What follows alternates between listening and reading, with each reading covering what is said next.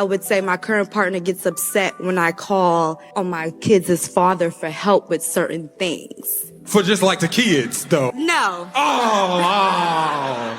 How much is the income difference between them two? The ex is an old, so he's making some coins. A woman wants to know that her feelings are important. A man wants to know that his thoughts are respected.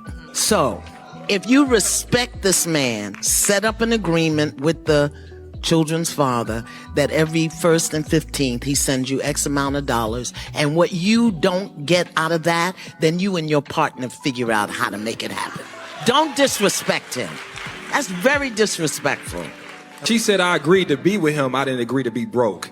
And here's the thing. Yes, you did. No, but that's yes, you did. No, she did. She did. And her action did, but she ain't accepting that, because here's the thing. Isn't this dynamic? Imagine that man. You're choosing me now to be a partner in this relationship, to be a leader in this relationship, and we agree to do life together. So when there's a challenge, me and you gonna figure it out together. And this is how we build our bond.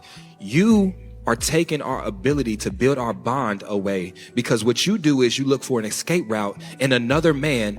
And here's the thing, not even one where it's just paper.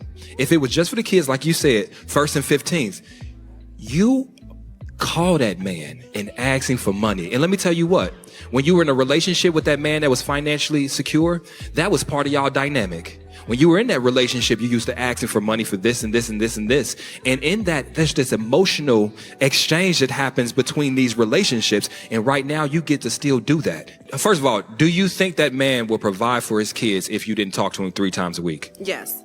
So you're talking to him because you want to, not because you have to. And he's answering because he's got an underbelly there. One day he gonna ask you for something. If he ain't already been asking, if they ain't already doing. We are not having that conversation. Look, man, look, hey. Okay, hold on. Be honest. Is the relationship between you and your child's father, maybe not from not just your side, but is his side towards you? If your partner looked through and heard every conversations that you're having with your ex, would he feel like there was inappropriate conversations? Yes. Now, so you know you wrong. What you doing?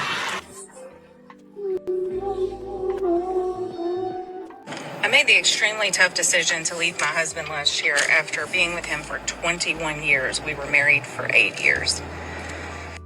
And my ex-husband is not a bad guy, wonderful father. But there were some things that would send people into orbit when I would tell them things. And I'm not exaggerating. My ex-husband did not tell me that he loved me. That was something that I accepted. We'll call it accepted, but now I see it as settling. I had accepted this about him, but what ended up happening is years and years and years of what I will consider emotional neglect. Unintentionally, I began to resent him. And there's a few videos that I want to make of things that I've learned, especially with us coming up on 1 year divorced, and what I learned about divorcing the good guy and what a villain that makes you. Just imagine the ex-husband's perspective. Like, here he is marrying a woman that he thinks just completely accepts him and loves him, but she's actually just settling, and she says that she is accepting of him. But bottom line is that if you still feel a certain way about it, you're not really truly accepting it. You're just kind of pushing it down to the bottom of your feelings, which she then apparently continued to do through the relationship, which does build resentment. But from the man's perspective, he thinks that he's doing everything that he's supposed to be doing because he's a good man, and she sees him as a good man as well. But then many, many years down the line, after you have sacrificed so much for her and for your family, she blindsides you with a divorce. That man is probably devastated. And don't come into the comments and say, oh, she probably told him 10 million times. She admitted that it was silent. The one thing that she did get accurate in this video was that she was made out to be the villain. And that's what I always say to women that are about to divorce a good man for no good reason, is that you better be ready to be the villain. And if you have kids, you're ripping your family apart. You are impacting them in a very negative way. This should be avoided at all costs. Real quick, What makes you keep a man in your life? A man that makes me laugh, is fun to be around, that I can do the simple pleasures with, makes life easier. I also want to make his life easier. What are some of the things that you want to do for him? I want to support him in his career and ambition, health and fitness. I want to support him emotionally, help him become a better man, a better person, a better son, brother, father, whatever it is. Well, men are typically self-sufficient. So what makes you think he would need you to help him with these things? I think men portray themselves to be self-sufficient, and a lot of them are, but I think there are things that a woman can bring to the table that they don't have on their own. I think everyone needs support, man or woman, so I think that it's just support. And how old are you now? I am 28, soon to be 29. 28. Yikes. Did you always have this mindset, like back when you were 22? No, I think you evolve a lot. You go through your relationships and things change. Your perspective changes. I wouldn't say I'm the same person that I was at 22. I've always been a lover. That hasn't changed, but my perspective has changed, yes. So when did you really, truly realize as a woman that you needed to bring some form of value to a relationship with any man that you date? I don't think I have to realize that I'm bringing value. I think I'm just going to be myself, and I want a man to be himself, and if we feel that we align, then we align. I don't really think it should be so dependent on like what you bring to the table and what I bring to the table. I think it's just if we align, we align. But at that point, I think I was probably 26 when I figured that out. If you are struggling with your husband in any way, you're struggling with seeing him make the money that you know that he could be making and should be making, you are struggling with seeing his healthy masculinity and leading and having a vision, I'm about to share something with you that you are probably not going to want to hear, but it will absolutely change your life and change your marriage. I don't care how irritated you are with the circumstance with your husband. Watch your mouth. When the Bible says that life is in the power of your tongue, I need you to run with that life. I am telling y'all, when my husband came into my life, this man was not making six figures when he got married to me, and I understood the power of my tongue. He was making that effortlessly.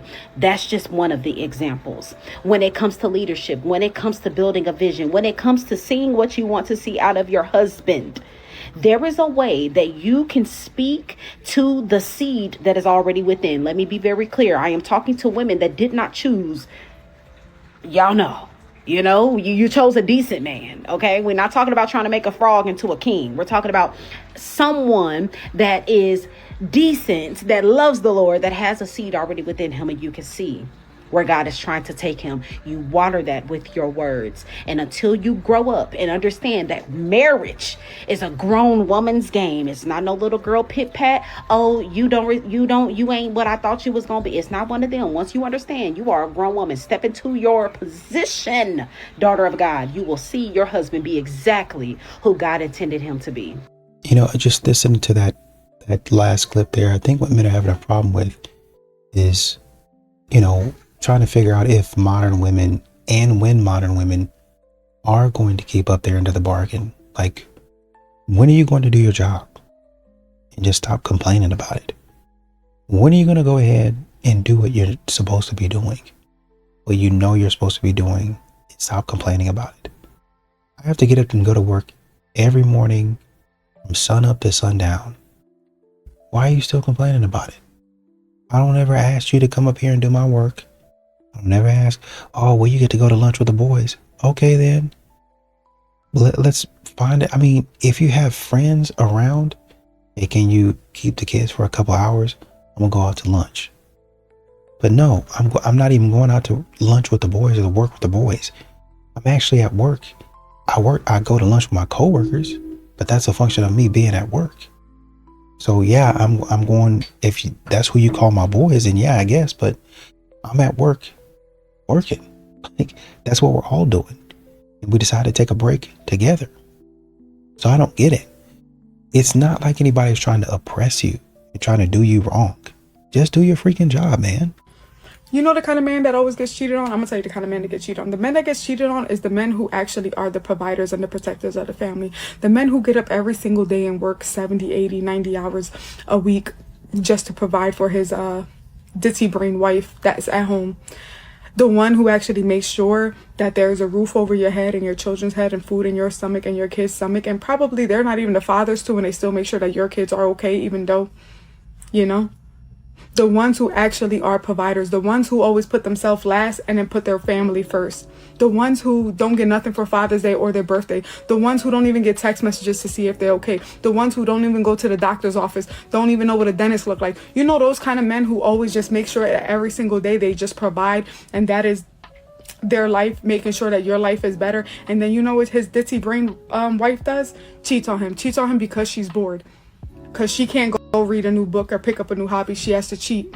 Do not marry someone that cannot give you the lifestyle that realistically you want. Especially if you want to have children, really think about the kind of life you want to give your children. If you marry a guy that cannot keep a job or really can't afford for you to ever stay home, why would you have children with that man? Because you might be thinking, oh, but I can earn money too. I am an attorney. I understand your thought process. Once you have children or get pregnant, you will realize pregnancy is so unpredictable. Birth is so unpredictable. Postpartum is so unpredictable. You can have very complicated medical issues that occur during those times. You want to be with someone that can provide during that time. And also, how insane that a man cannot keep a job and provide a decent lifestyle, but you're birthing his children. That is very difficult. And a lot of women are like, but I already love him. And they get in their emotions. And then you might be thinking, oh, but that's not romantic. If all you rely on is romance and emotion for the decision of who you marry, you are being extremely foolish. I do divorce and custody as an attorney, and I can tell you that's a quick way to ruin your life. Just base everything off of romance and feeling.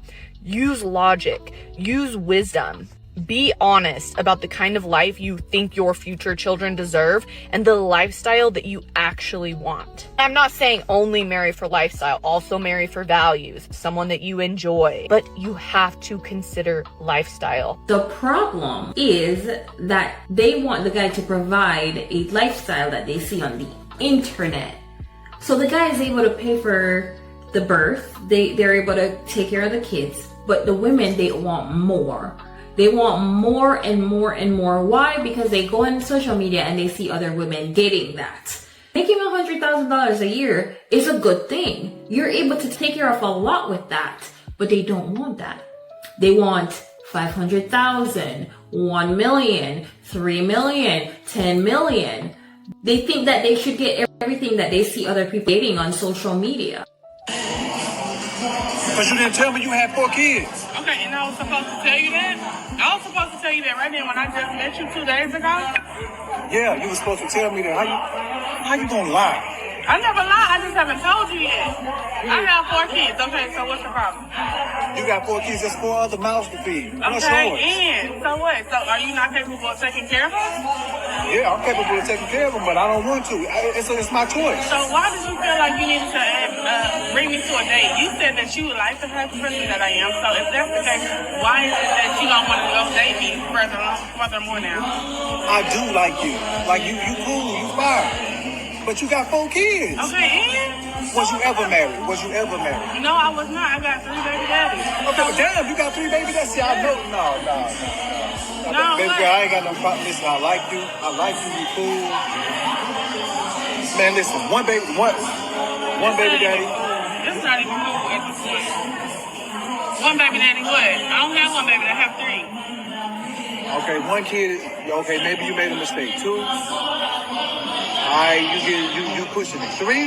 No. That man is fighting for his life because you can tell that he really does like this woman. But he just keeps on getting slammed with worse and worse news. Honestly, that man is just disappointed because it is very disappointing when you meet somebody online and they're not completely open and honest about themselves having children. I don't think that's fair. And that is because it is a common, well-known deal breaker for some people, especially people that obviously don't have kids. Knowing that it's a common deal breaker for men and women, that is why that should be provided up front before one person puts in all of the time and effort into planning and paying for a date, which is, come on, always the man. Honestly, that man, you can tell, is not even mad. He's just really disappointed. He put in the time and effort, and he probably was pretty excited for this date. It seems like that she was a really cool girl. He seemed to be really into her, but you know, he has deal breakers, and kudos to him for standing by that. Is your wife truly in love with you, or is she in love with the life that you provide her?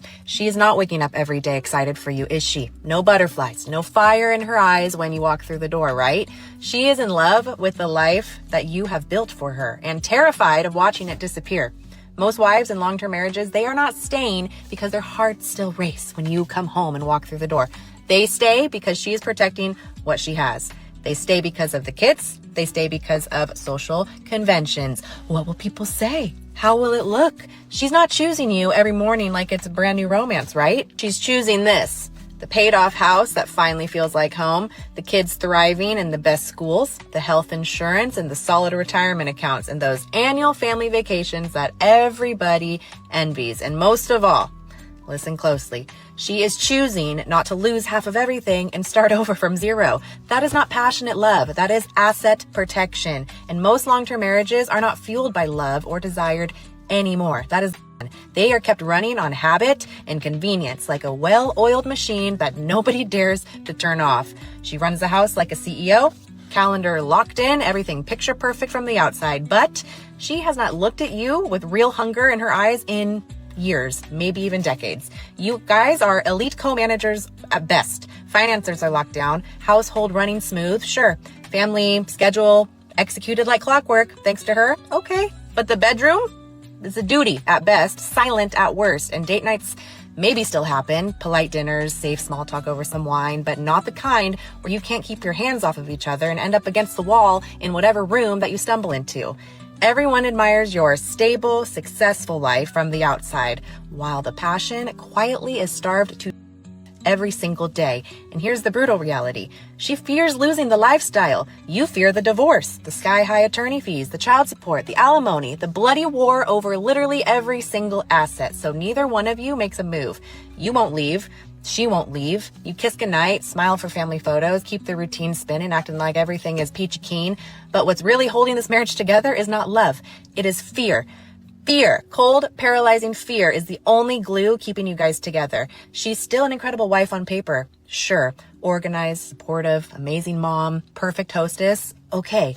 But the spark is gone and the terror of losing everything else outweighs the quiet unhappiness. So you're no longer her dream. You're her safest bet. You can joke with your boys. It's cheaper to keep her, but deep down, you both know the truth. You are hostages in your own home and in your own marriage. So ask yourself this tonight. Is she truly in love with you, or is she just too scared to let go of the life that you provide her? Because there is a big difference between those two. It's a really great breakdown by Lauren, and that's essentially what a lot of modern women are doing. Is they're a manager. They're managing the household assets. It's not really the household assets. It's my assets. It's my retirement. I don't want to go anywhere. I don't want to do anything. And I really haven't, and it's what a lot of modern women think, I really haven't found a replacement for him. So I'm going to sit tight. And like she said, the bedroom is dead. Bedroom is dead. We're not really going to be doing anything. Honestly and truly, I don't want him to cheat on me, but, you know, I don't really care. Just don't let me know about it. Part of asset management, because they don't care about you and they're not going to give you anything. They don't want to be embarrassed, is really what it is. I mean, if you're out there doing whatever you're doing and nobody knows, fine, whatever. I don't care. I'm here. Just pay me the paycheck, give me the money, you know, halfway make sure that kids are taken care of, just so I don't have to hear them. We'll drop them off at your mom's so they can take care of them. But yeah, I'm just here to cruise. I'm just here to Cadillac. I love my life. I don't love you. I love what you give to me. It is not Candy's money. Why is it not? Shout out to ladies. They're married. It's both. It's both their money. I like y'all women up. When I got y'all women on the damn witness stand, I check y'all real quick when I'm cross-examining y'all. And y'all talk about, well, my 2 kids. No, it's not your 2 kids. It's y'all's 2 kids. The father's sitting right here. Those 2 kids would not exist without this man. It's y'all's. It's not yours. I'll get you straight. Same thing here. Your girl Shell was like, oh, that's Candy's money. Lady's gonna get her straight. It's not Candy's money. That's not Candy's money at all. That's their money. Lady's getting her straight. But we feel it though because Candy's the one that worked for it. Candy's on Broadway. Candy's doing 16-hour days. Candy's doing rehearsals. Candy's on set. Right? That's how we feel. You guys, y'all do the same thing. Lead attorney, that's my pension. Lead attorney, that's my 401k. Oh my God, if I had $1, if I had $1 for every time some dude coming up to me talking about that's my 401k, it's not your 401k. It's not. I worked for 30 years, lead attorney. It's not your 401k. It's not her children. And it's not Candy's money. It's not. I get very annoyed when people make very generalized statements about dads, like, dads don't know what they're doing, because yes, they do. It just annoys us because they probably do things very differently than the way that we do them, and we don't want to admit they're right. But prime example for you, story time. We're going on spring break. It's me, my husband, our 2 kids. Now, I like to consider myself the president of the party planning committee around here, so I start planning the spring break road trip of a lifetime. We're gonna hit up the Indiana Children's Museum. We're gonna go through Gatlinburg, hit up Dollywood, then go to all the Ripley's Believe It or Not exhibits in Myrtle Beach. We're talking roller coasters, gourmet ice cream, swimming with stingrays. Somewhere along the drive in Tennessee, my husband goes, I just kind of want to drive around aimlessly and find something. So I'm like, okay, bet, we have time. All of a sudden, he pulls off to the side of the road and stops the car. And he goes, look, a giant rock. And sure enough, there was like the most giganticest rock I had ever seen just sitting there on the grass. And then he goes,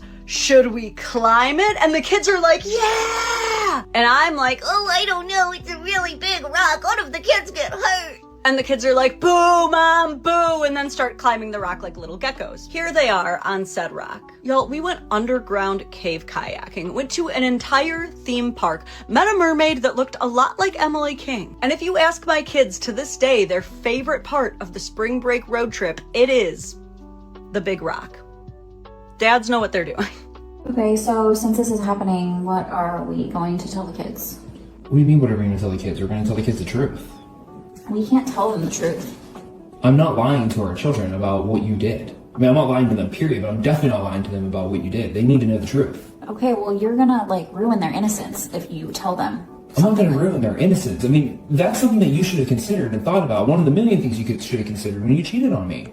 Can we please just, like, tell them something different until they're a little bit older, and then we can kind of reassess and revisit the topic? And No, you're just trying to save yourself. They need to know the truth. I'm not lying to our children. It's only going to make matters worse when they find out later the real reason, and they're going to resent both of us. Well, I just don't want them to see me negatively. I don't want them to, like, look at me different. That's up for them to decide, whether it be now or later. That's the least of my concern. I don't care what they or anybody else think of you. Well, you should. Like, Well, I'm I still don't. the mother of your children. Yeah, and I respect that, but I don't respect what you did to me and what you're asking of me right now. It's ridiculous.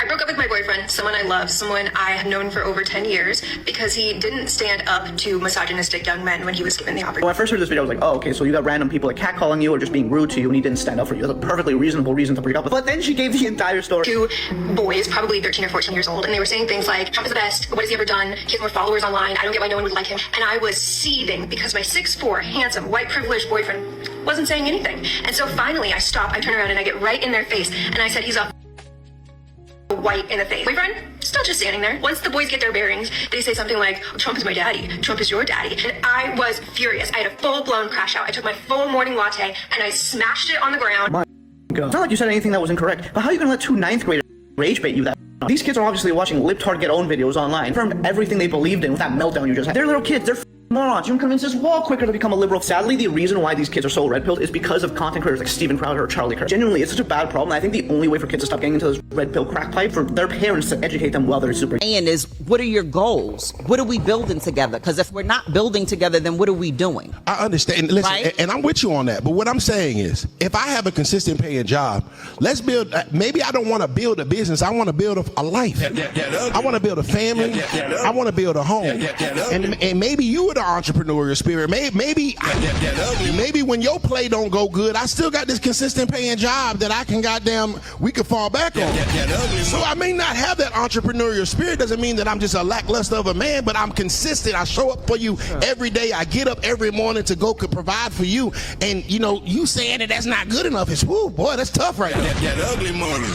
Not that it's not good enough. Okay. And if a man chooses to not be an entrepreneur, it is okay. Then as the woman, I will invest his money. Fellas, go sell dope.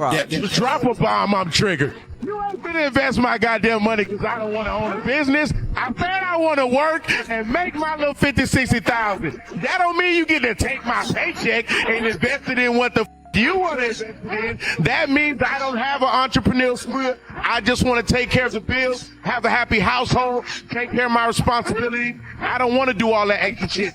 Fellas, love yourself. Respectfully. Thank you, Ms. Gordon. There's nothing wrong with that, though. Some men, they might don't have that entrepreneur. They might just want to work and pay the bills. But as the woman, let me invest the money so the money grows. Sitting in the bank, you do not earn any interest on your money. And if you're talking about being my husband, having a family and kids, the kids got to eat. Right. And the kids need shelter. And the kids fellas. need tuition. So therefore... Fellas, sell dope. Sell dope. Drop another bomb. I'm looking for an accountant. I'm looking for a girlfriend. I'm looking for a wife. I'm looking for a life partner. I'm looking for someone to build with. I don't need you all in my financials. I got a steady job, a 401k. I'll be just fine. I need you to be my girl and relax. Respect. Men want to date single mothers. A lot of men, this has gone on for a while. A lot of men have dated single mothers, and they've learned a lot of things the hard way. So when a man is weighing whether or not he wants to seriously date and try to get involved with a single woman, he has to say, how much risk is in this for me? And for the man, there's a lot of risk. Okay, so the man is trying to form a relationship with the woman. He's trying to form a relationship with her kids. All right. If things don't go well, he not only loses the woman he was trying to build a relationship with, he loses her kids. Okay. Let's imagine things do go well. The woman, when she starts out, she's got kids and she's got a new man. Who's her loyalty to? Well, the kids. Okay. The kids have a mommy who's got a new guy. Who is their loyalty to? Their mommy. Okay, right. So now this man is in a relationship with 2 or 3 new people, and none of them, sometimes more. He's the priority for none of them, but he's supposed to make all of them his priority. See, it's already unbalanced. And then if their daddy is involved and is still alive, that's another factor that doesn't look like it's going to be a win for this guy. Yeah. But I mean, there are some women who say, my children are well behaved, and they've seen situations where a man has come in, the woman's gotten remarried, and it's been successful. My children are well behaved. I'm not like some, the baby daddy that's hanging around. There's nothing to worry about with regard to that. I mean, it can work. It can work, and there are relationships where it does work. But there's a lot more of them, unfortunately, where it doesn't work at all. And when it goes bad spectacularly. And see, the man who is willing to try a relationship like this, he has a big heart. That means he's full of love, right? Yeah. When it crashes and burns, guess who gets their heart broken? The dad. Exactly. The new dad. Exactly. So for most guys in this year, 2025, it is a thanks but no thanks. I want to go back to that Ugly Money Niche clip where he was saying, I don't need an accountant, I need a girlfriend. I agree with what she was saying though, right? Because, obviously your kids got to eat, but if she's truly taking your money and investing for you, like she's not using it for herself, and she's saying, well, I know what to do with it. Let me go ahead and take this money. Let me put it in an account. You working hard. we make this account grow. So by the time you retire, we ain't got nothing to worry about. I know you got a 401k, but let me do you right. This is what I do. Or I got a plug. I got somebody that knows what they doing. Let me give it to them. Let's grow it. Not a lot. So it's going to break us. But a little bit, you know, and we put a little bit over time and see where we come out at, right? Oh, we just got a little bit back on the taxes. Let's put some here. Oh, we just got a little check, a little bonus check. Let's take a little bit of that out, put it over here. You know what I mean? I think that's good business sense. So, you know, if one day you keep on growing it over how many years, you might not have to work until you get retirement age. You might say, you know what, fellas, I'm gonna go ahead and call it quits. Man, how you doing that?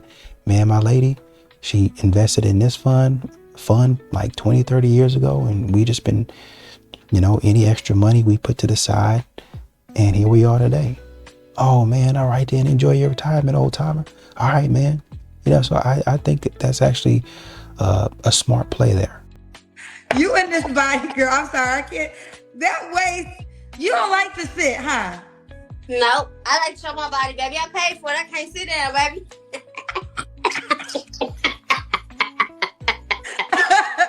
I can't sit down.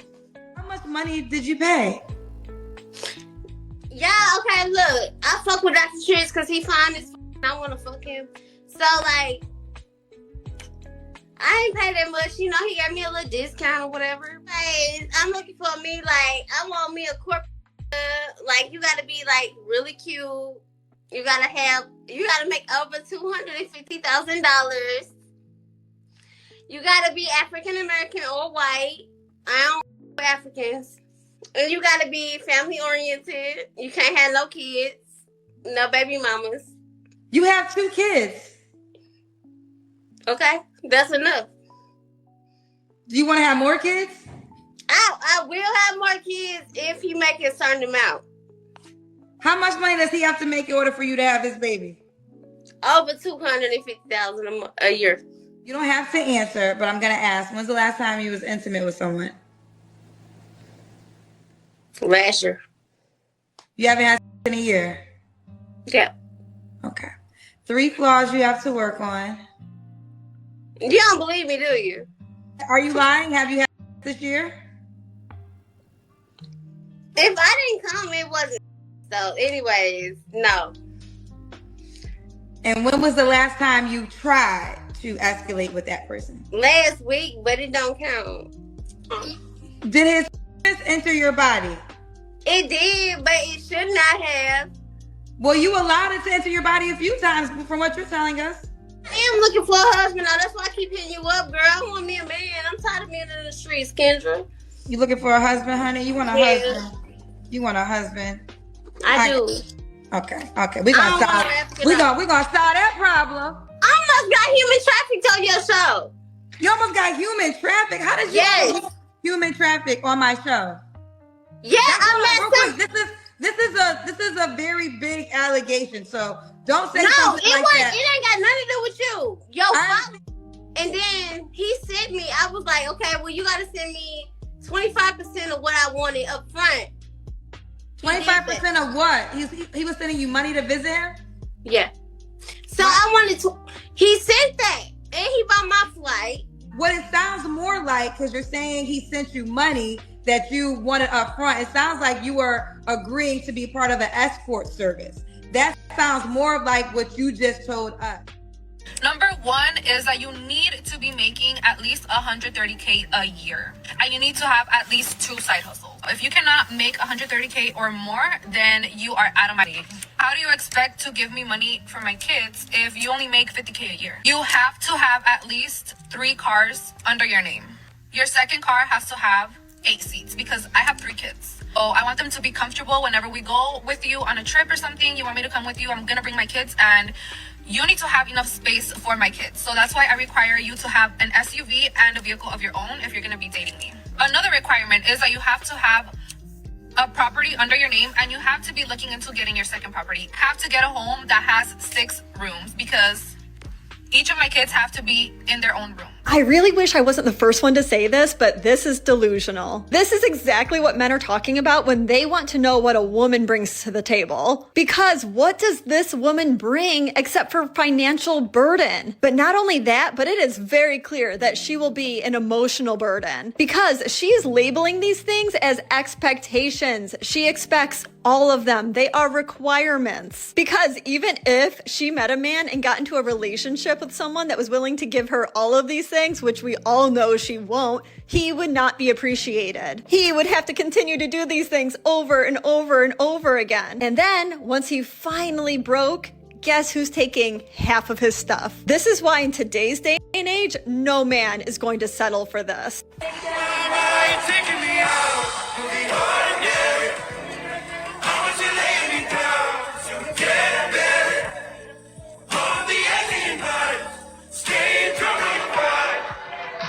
Do you guys remember the viral video of the woman that was ending her marathon? Like she was almost to the finish line and then her kids came running at her and the dad was like behind the gate and he allowed the kids to go running towards her and then she like ignored them and kept on running and then everyone started stitching that video and started hating on the dad for allowing the kids to go run towards the mom and like ruin her moment. Yeah, well, if you didn't remember, I'm reminding you.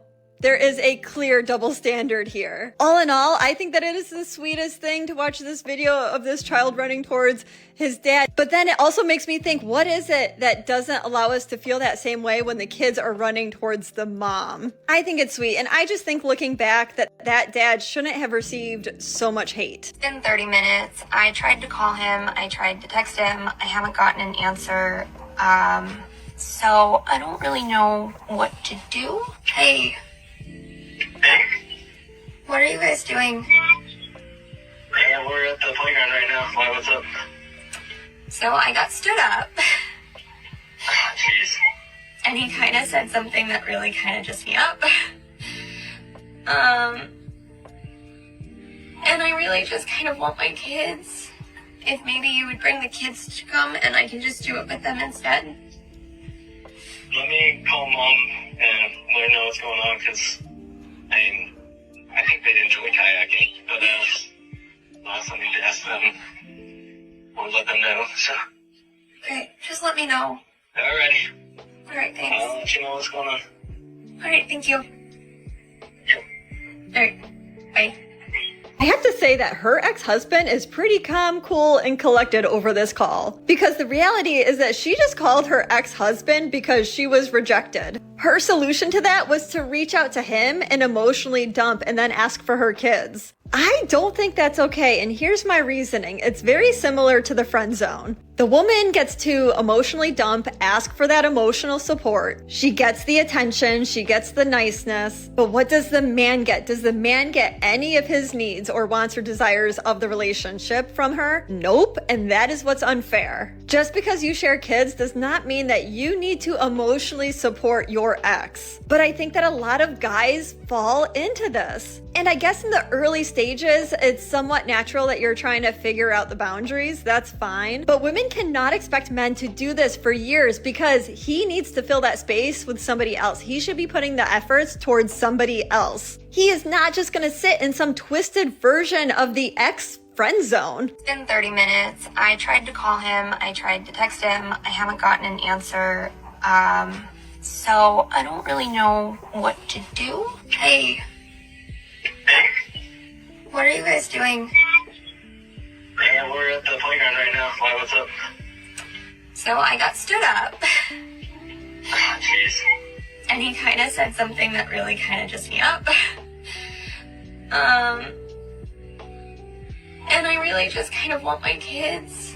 If maybe you would bring the kids to come and I can just do it with them instead. Let me call Mom and let her know what's going on, because I think they'd enjoy kayaking, but last time you asked them, we'll let them know, so. Okay, just let me know. Alrighty. Alright, thanks. I'll let you know what's going on. Alright, thank you. Yep. Alright, bye.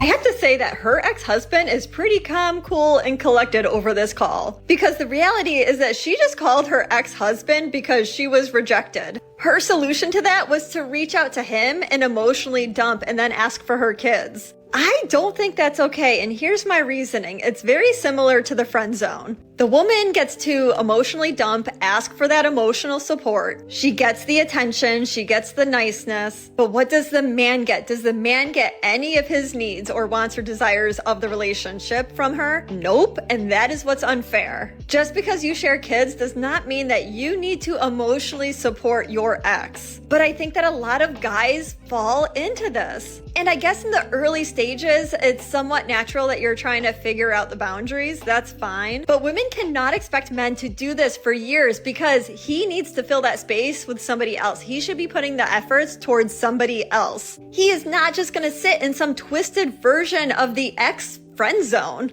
I think we can pretty much look no further than the Kendra G interaction with the woman saying that she paid for her body.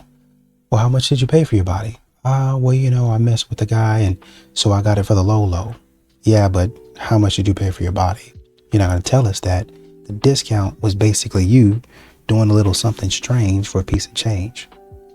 And then getting on there and saying, well, I'm ready to be out the streets. That's how you got your body, was in the street. You're still in the streets, actually. You're not ready to be out of the streets. You just want to be booed up for Thanksgiving.